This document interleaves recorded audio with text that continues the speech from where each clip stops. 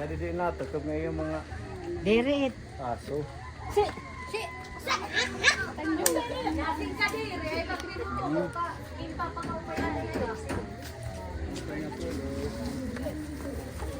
Ay, Ano to niyang ngaran? Mikael. Si Mikael. Nakalimutan ko kaagad. Kumusta na siya, ate? Ano tanim ngaran, ate? Jacqueline. Si Ate Jacqueline ang nanay ni Mikael. Yung baby na walang butas ang puwet. Kumusta na siya? Okay naman po. Hindi mo pa nadala sa doktor? Di ba sabi ko Hindi sa iyo pa po. magpunta kayo sa... Nag-ano naman na po kami follow up pero wala po kasi update sa live booking. Saan kayo nag-follow up check up? Diyan po sa provincial. Ano? Ang hiningi po kasi nila live para daw makahingi din kami ng tulong sa mga mga mayor. Nag-try po kami. Hindi daw kami maaano ng tulong kapag wala pong live birth na baby. So saan kayo magkukuha ng live birth? Sa Burungan po, sa mismo PSA? Opo. Kasi nagpagawa lang kami ng time na libre. So dapat ma-process mo yun para makahingi ka ng tulong. Opo. Ayan din po yung inaabangan namin. Yung tainga niya parang may tubig. Opo, gawa na sinisipon po kasi. Ganun ba? Opo, gawa na doon na kami sa tabok natutulog. Sa? Tabok, sa bukid po. Sa bukid kayo natulog? Opo, ngayon dito muna kasi yung papa niya naglulog. May bahay kayo doon sa bukid? Opo, doon na kami natutulog. Doon na kami nag-i-stay. So okay naman siya, bukod sa sipon. Opo, ayun sinisipon lang po siya ngayon. Kailangan ma-process mo yung birth certificate kasi Ayun nga po.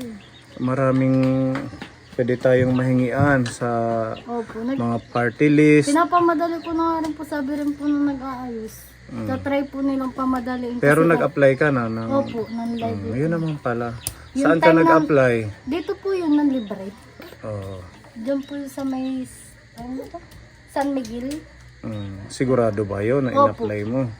Baka Kasi nag-aantay ka sa marami wala. kasi dito napagawa.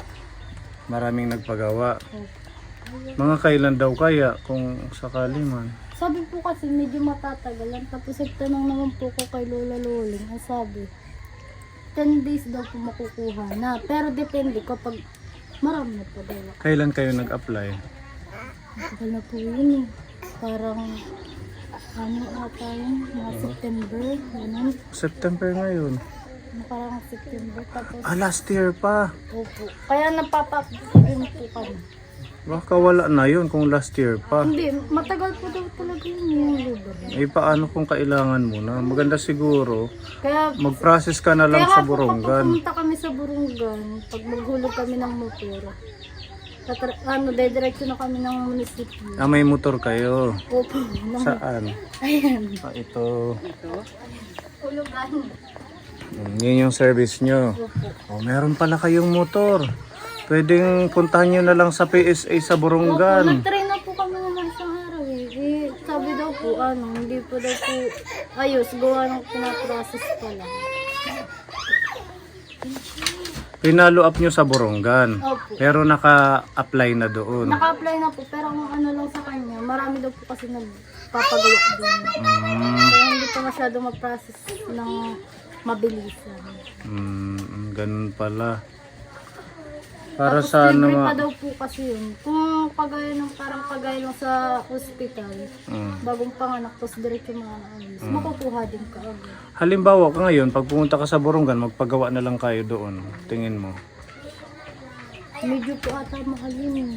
Mga magkano? Hindi ko lang po alam ngayon. Hindi naman siguro abot ng 2,000. Hindi naman po siguro. Ha? Kahit 1,000 hindi aabot. Pagkuha ng PSA. Magpapaano pa ng attorney. Mga 2 plus lang. Ganun lang. Tapos 200 plus. kahit isang araw, mga dalawa kaya yung i-process. I-process. O ganun na lang. Huwag mo na lang antayin yun para maihingi na natin to ng tulong sa gobyerno. Kasi di ba ang requirements yung live birth? Opo, yung birth niya. Yung live birth niya. Registral. Sa registrar ka pupunta magtatanong. Ano mo muna, sasabihin mo, nag-apply kayo ng libre.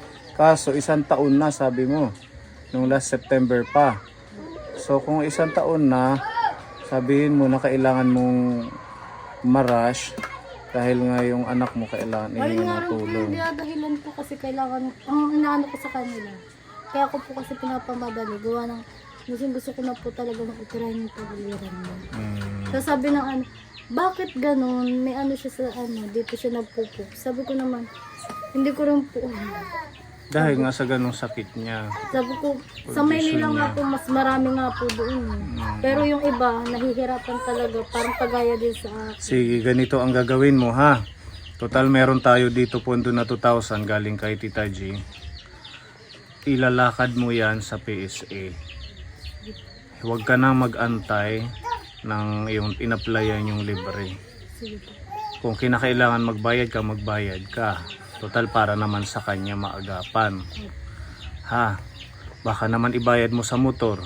Meron na po kami sa motor. Ha? Meron na po kami Meron na. Ito ay para sa pag-process niya ha ng kanyang live birth. Para maagapan tapos babalik kami kung nakakuha ka na ng live birth, tutulungan ka namin maghanap ng mga pwedeng makatulong sa gobyerno or kay congresswoman sa mga party list para mabigyan siya ng referral or guarantee letter na maoperahan siya. Ito ay ginagawa namin kahit malayo itong lugar nyo para matulungan ka ha. Ayaw namin ng nagbabaliwala dahil anak mo yan. Dapat ikaw mas lalong magpupursige dito kasi ikaw yung magulang tsaka yung asawa mo. Ha? Sige, ganun ang gagawin natin. Ipaprocess mo. Meron dito 2,000. Pinapaabot ni Tita G para maumpisahan na. Wag tayong magano, yung steady lang dito. Kailangan natin kumilos kung gusto mong gumaling ang anak mo. Maraming natulong, tayo lang ang medyo hindi nagsiseryoso. Ha? Gamitin mo to sa pag-process ng live birth. Manunood naman si Tita G at maiintindihan niya na yun yung paggagamitan. Kung may magsobra man, ibili mo muna ng gatas niya at pagkain, ha? Basta sabi naman ni Pepa, wala pang 1,000 yung pag-process, yung pagbayad doon. Ha, ate? Opo. Oh. Galing kay Tita G yan, tulong sa baby mo. Salamat po. Salamat po sa sponsor sa nagbigay po ng tulong kay Bibi. Sana po marami po kayo matulungan. Babalikan kita ha or i-message mo ako para sure na hindi masayang oras namin pagpunta dito. Bibigay ko yung messenger ko para ma-update natin kung okay na yung kanyang live birth saka tayo manghingi ng Opo, tulong. magbibideo rin po ako para po makita po. Mga lolis ang Ha? Ano mo yan, agapan mo yan kasi kawawa lumalaki siya, mas lalong mahirapan yung kanyang pagdumi. Okay? Sige, thank you Tita G. Babalikan na lang po natin si baby Mikael. Hopefully pag na-process mo na. O, nanay tulungan mo na lang ha. Total apo mo naman yan. Ato na titlones kasi Sabado na mabukas. Habang may tumutulong. Sangani. Nakikita ng mga viewers na ganito yung kalagayan. Dapat tulungan din natin. Tayo dapat ang manguna para maging maayos ang kalagayan niya. Bawi, nako ang kuwit kay. Apo ko kuwit. Oo, wag natin antayin na tumagal pa ang panahon na ganyan siya, mas lalong kawawa. Ano nanay? Asangan. Anuhin nyo na lang. I-message mo ako ate Jacqueline. Ha? Kung ano man, kung nakaprocess ka na, babalikan ka namin. Pwede tayong mag-fundraising kung kulang yung pondo na marikom natin para sa baby mo. Okay, pag Lunes, pag datong naman diretso ko tiya pa ko nga sahin may da na nakuha na namin. Total meron mang motor. Oo, may motor man kayo. Gasolinahan mo na lang. Mabilis lang. May pagkuan. Oo. Habang may mga kapuni tayong handang tumulong sa apo mo, sa anak mo, Ate Jacqueline, ha? Opo. Kasi babalikan ka namin. Oh, Sige po. Bye-bye. Ingat po Sige. kayo. priority mo, ha? Opo.